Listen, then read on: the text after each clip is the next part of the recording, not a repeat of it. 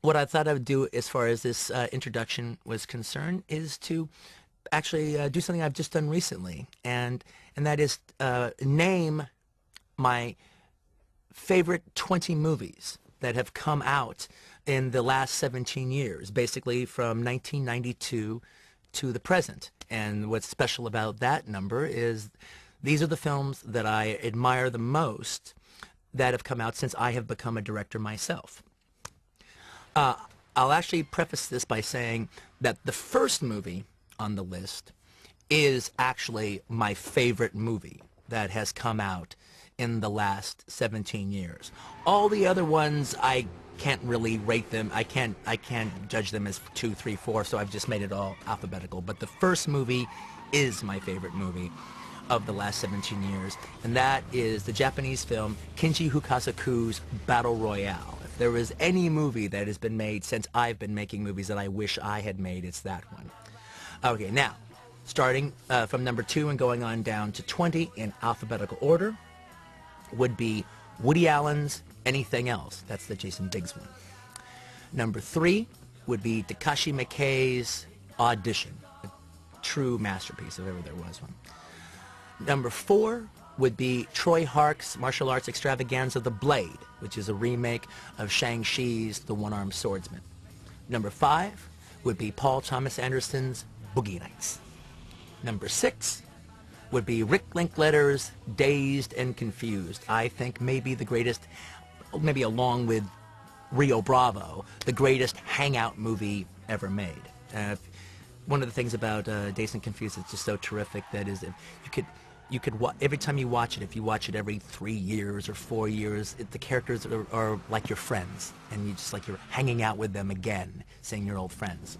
Number 7 would be Lars von Trier's Dogville, which I think is maybe one of the greatest scripts maybe ever written for film, and I actually think if he had actually done it on the stage, he would have won a Pulitzer Prize. 8 would be David Fincher's Fight Club. Number 9 would be the F. Gary Gray comedy Friday, starring Ice Cube and Chris Tucker. Number 10 would be the absolutely wonderful Korean monster movie The Host. Number 11 would be Michael Mann's The Insider. Number 12 would be Park Chan-wook's Joint Security Area, or also known as JSA. 13 would be Sofia Coppola's Lost in Translation. Number 14 would be The Matrix. Now, there was a time, actually, that I would have actually considered Matrix actually the official number 2 after Battle Royale.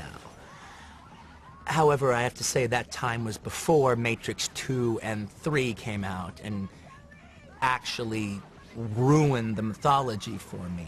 But even though it did ruin the mythology for me and actually moved the original Matrix down on my list, frankly, I just can't think about it the same way as I did before. It didn't obliterate it entirely. It still has to be on the top 20.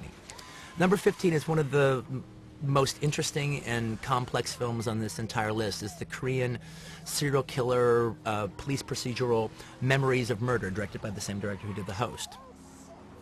Number 16 would be the Jackie Chan film Police Story 3, also known as Super Cop, directed by Stanley Tong, a movie that I think actually probably contains the greatest stunts, and that's even including Buster Keaton, the greatest stunts ever filmed in any movie ever. And look no further than Michelle Yeoh jumping a motorcycle onto a speeding train and actually not quite pulling it off in the outtakes. Number 17, hands down, my favorite British movie that has come out since I've been making movies is Edgar Wright's Shaun of the Dead.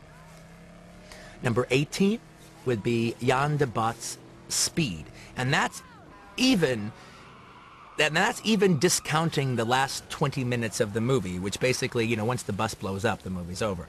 But, you know, it might be easy to take Speed for granted now, but if you actually remember when Speed came out, what it was like to sit in the movie theater as that bus was going down the road, there really has been few exhilaration movies quite like it. Number 19 would fall to Trey Parker and Matt Stone's Team America.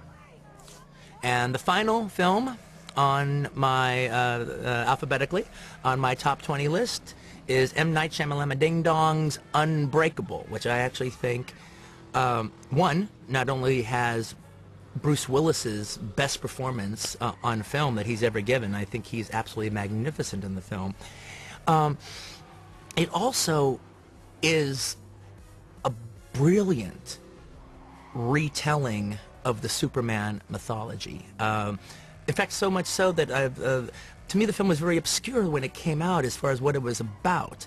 I actually think they did themselves a disservice, because you can actually break down what the film was about by basically one sentence that I think would have proved far more intriguing than their ad campaign, which is basically, what if Superman was here on Earth and didn't know he was Superman? Which is what the film is about. Of course, you don't know that until you see the movie. Anyway, Unbreakable is, I actually think, one of the masterpieces of our time.